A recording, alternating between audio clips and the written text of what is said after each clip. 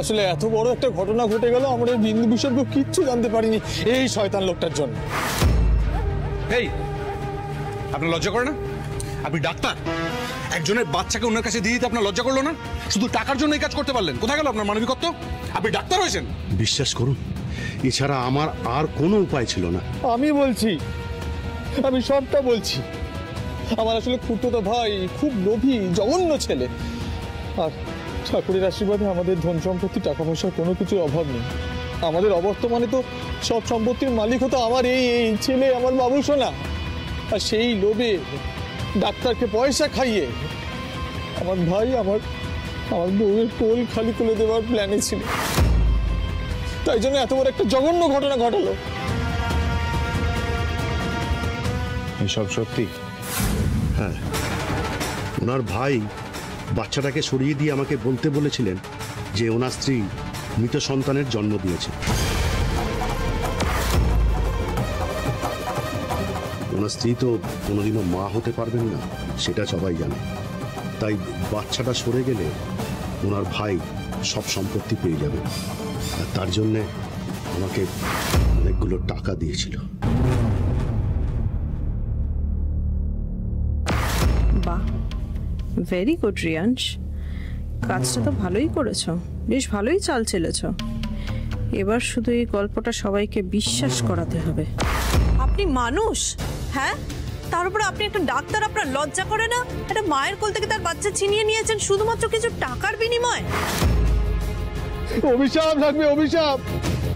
নরকেও স্থান পাবে না, কুকুরের মরণ মরবে, আমি বলে রাখলাম।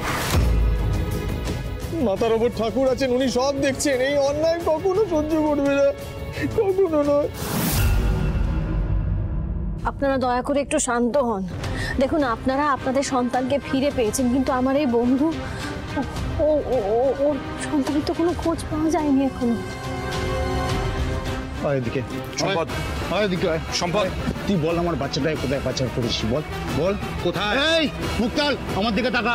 মুক্তাল, কোথায় পাচার করেছি আমার বাচ্চাটাকে? বল। না স্যার, আপনাদের বাচ্চা জন্মের কিছুক্ষণ পরেই মারা গেছিল।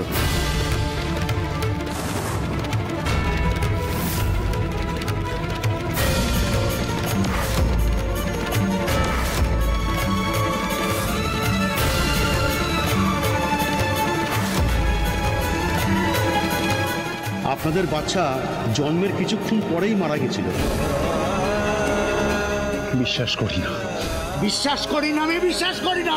বল আমার বাচ্চারা কোথায় রেখেছিস, কাকে দিয়েছিস? বল বল। মিথ্যে নয় মিস্টার সান্যাল, এটাই সত্যি। সম্পদ, সম্পদ,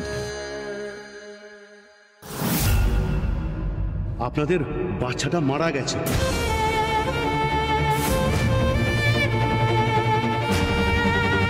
আমি ভাবলাম যে আপনাদের বাচ্চারা তো মারা গেছে, তাই এই বাচ্চাটা আপনাদের কাছেই যাক।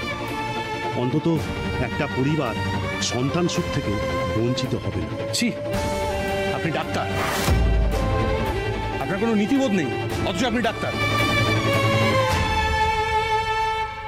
আপনি কি, আপনি একজন মানুষ? হ্যাঁ, একটা মায়ের কোল খালি করে আপনি কি ভেবেছেন? যদি সত্যি ওদের কোলে সন্তান দেওয়ার ছিল, যদি আপনি সত্যি ভালো মনে কাজটা করে থাকতেন, তাহলে অন্তত ওদের বলে দিতেন যে ওদের সন্তান আর পৃথিবীতে নেই।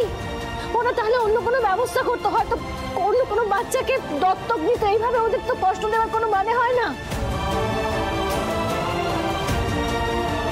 আপনারা চিন্তা করবেন না, ওনার শাস্তি উনি ঠিকই পাবেন। আপনারা বাচ্চাটাকে আসলে বাবা মার কাছে তুলে দিন। নিজের তুমি পিকুকে এক্ষুনি একটা ফোন করো, ওকে সবটা জানানো দরকার, ওকে জানাও। আচ্ছা, এবার আমি একটা কথা বলি, যাকে যা জানানোর আপনাদের হাতে তো সময় আছে, আপনারা পরে জানাবেন। কিন্তু আমার মা, আমার বয়স্ক মা, তার নাতিকে দেখবে বলে বাড়িতে নির্জলা উপোস করে বসে আছে। আমাদের দিকটা একটু দেখুন, ওকে আমি বাড়ি নিয়ে যাব যত তাড়াতাড়ি সম্ভব।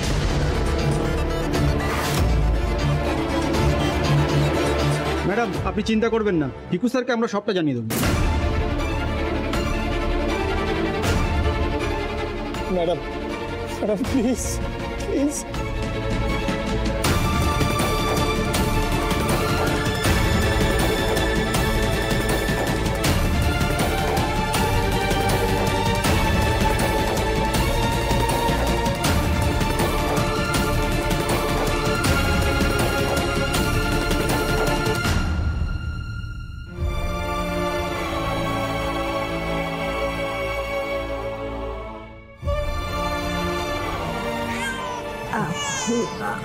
আমার দিন দিন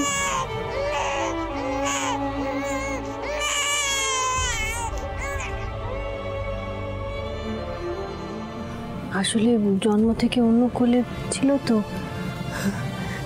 আপনাকে নতুন পেয়েছে তাই কাঁদছে হয়তো। আমি শান্ত করিয়ে দিচ্ছি।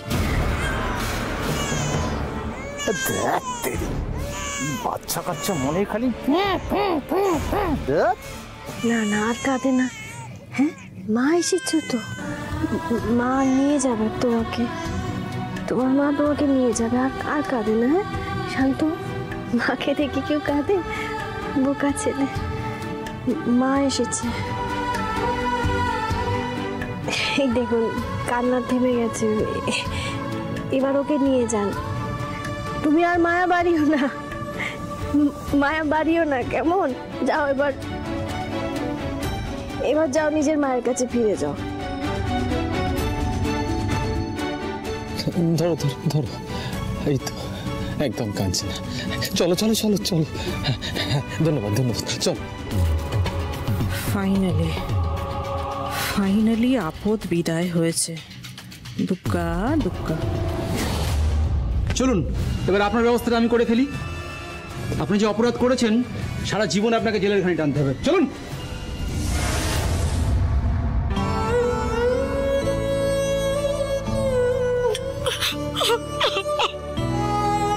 সম্পদ, সম্পদ, আমার বাচ্চাটা, আমার বাচ্চা। I'm sorry, সম্পদ। I'm sorry. I'm sorry. I'm sorry.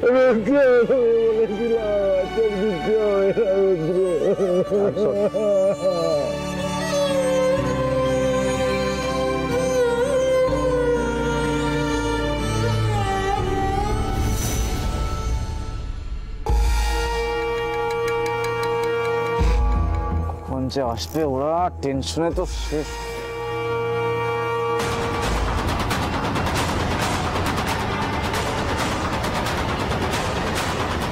Partner partner,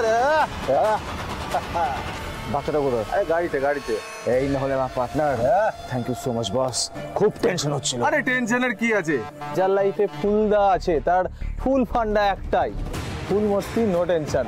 তবে একটা কথা না বললি না, আমাদের এই যে পুলিশ অফিসার, ও মুড়িও আছে, আবার পুলিশের পাঠও করছে, চূড়ান্ত পাঠ করেছে। ওই আলো রানীকে কিন্তু একটা ঘোল খাইয়ে দিয়েছে। এক্সট্রা বক্সিস কিন্তু বানতা। আর এক্সট্রা বক্সিস দেবো দেবো, সব দেবো, কোনো টেনশনের ব্যাপার নেই, সব পাবে।